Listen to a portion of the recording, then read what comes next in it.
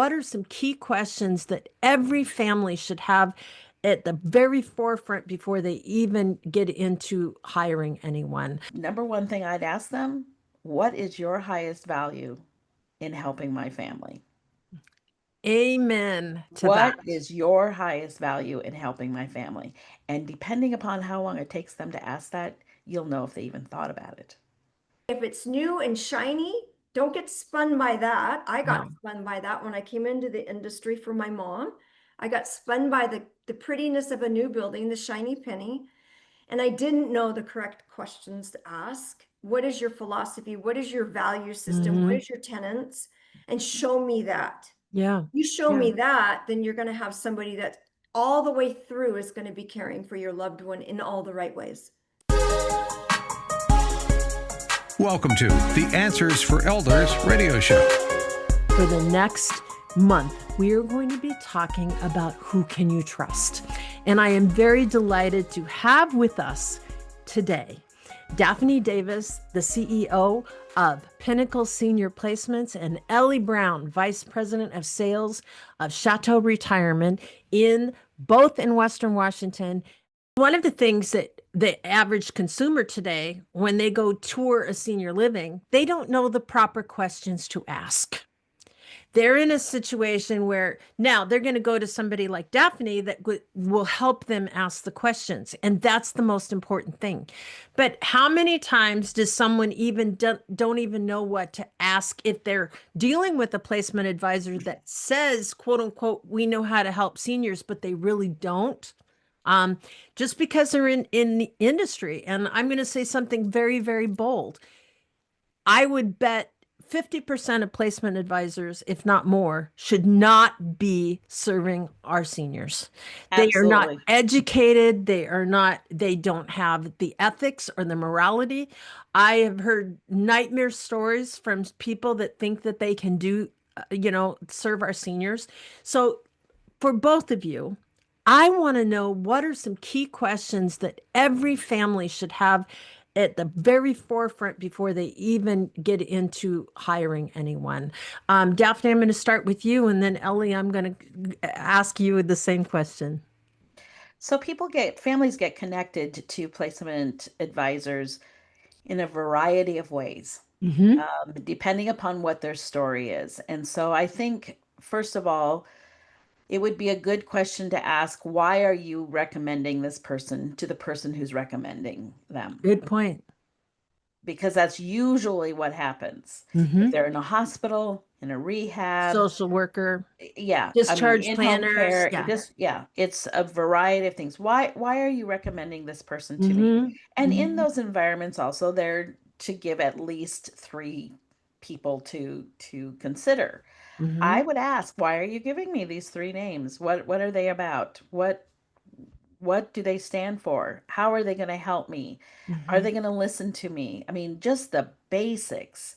And then as you meet them, I would go on to say, number one thing I'd ask them, what is your highest value in helping my family?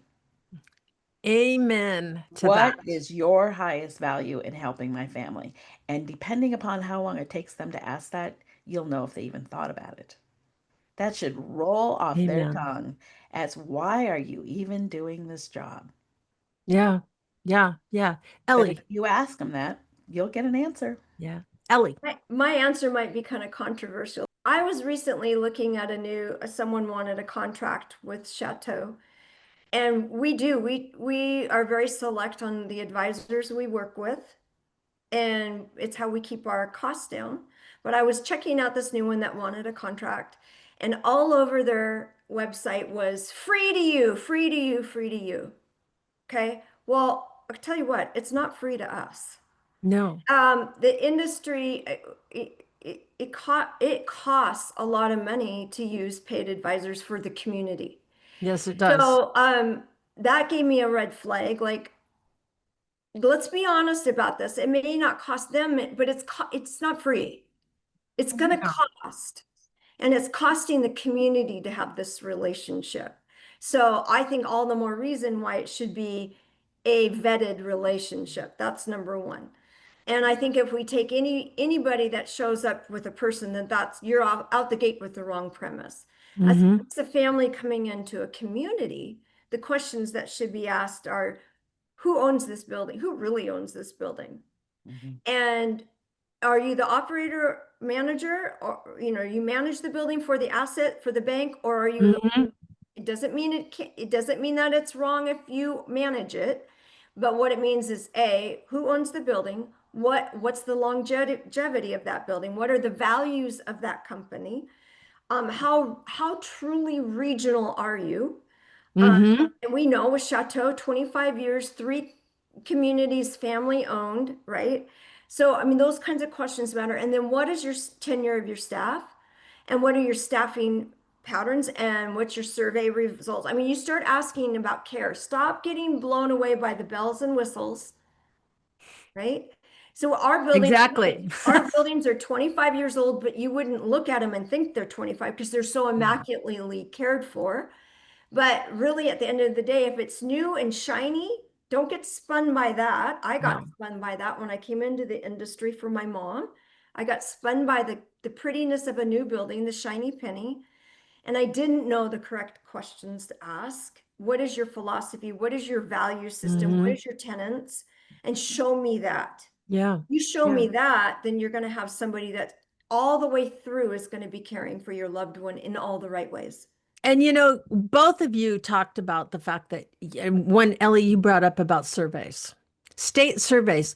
A lot of times people don't necessarily know to ask that they have a right to ask about those. They have a right to see, what, like who owns the bricks and mortar. One of the things that goes on in our industry that the average individual doesn't realize is just because the name on the door says a certain name doesn't mean they own the building. That they're the operator. Yeah. So there's an interesting dynamic that goes on in senior living. I think that families don't necessarily understand the fact that if I'm going to sign a contract with this operator, quote unquote, that's going to mean it's going to be that way for if I live there for 5 years. If they change operators in between, guess what? You're going to be signing a new contract to stay there. Also, when we had citation free at Chateau Pacific month or so ago, and you and I knew that was a big deal. That's a It's a big deal. huge deal. But the public made no response to it because they didn't know that that was a big deal, right? So Right. the industry knows wow, Yeah. but the public, the consumer doesn't know wow, right? Mhm. That should have Mhm. drawn in people right there, but they didn't know any better, right? That was a big deal. Yeah. So, question for you. On a legislative level, what do you two believe needs to be done to protect our families, protect our seniors? Daphne? As someone who is the president of the Washington State MPRA National Placement and Referral Alliance, and seeing what's happening on a national level, and this will not be popular at all in my industry, I do believe that we need to be licensed in the state of Washington. There is a big push in the whole nation to really look at my particular cottage industry to housing and care for our seniors. And that is, how do we have that Mm-hmm. happen? And what Mm-hmm. is a reasonable expectation of licensing? Right. Here in the state of Washington, we do have a really good legislation to start with in terms of expectation. What we don't have is any arm of regulation. We're Mm-hmm. self-regulated Right. even with that legislation, and that Yeah. happens nationwide. So Mm-hmm. I would say on a legislative level, that's the place to start. And there are things in place that are starting to give the groundwork of that moving Right. forward. Right.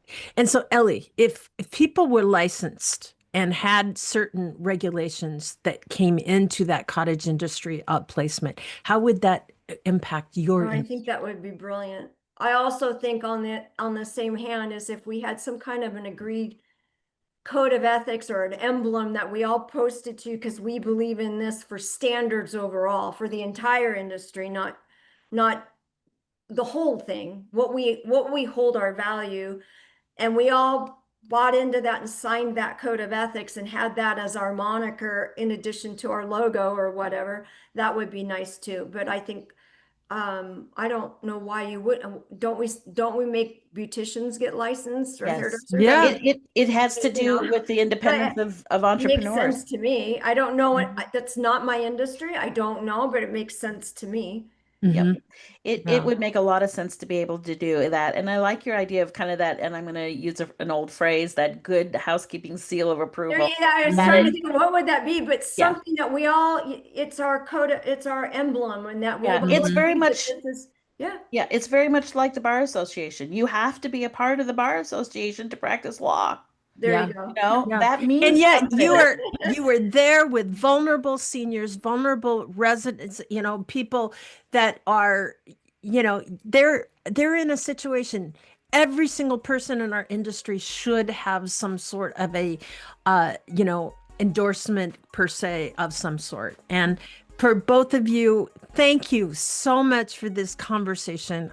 I am looking forward to really pulling back the curtain. And for each and every one of you, thank you for listening. Thank you for caring about your loved ones, because when it comes to caring for older adults, trust is not optional. It's essential. Did you know that you can discover hundreds of podcasts in our library on senior care? So visit our website and discover our decision guides that will help you also navigate decision making. Find us at answersforelders.com.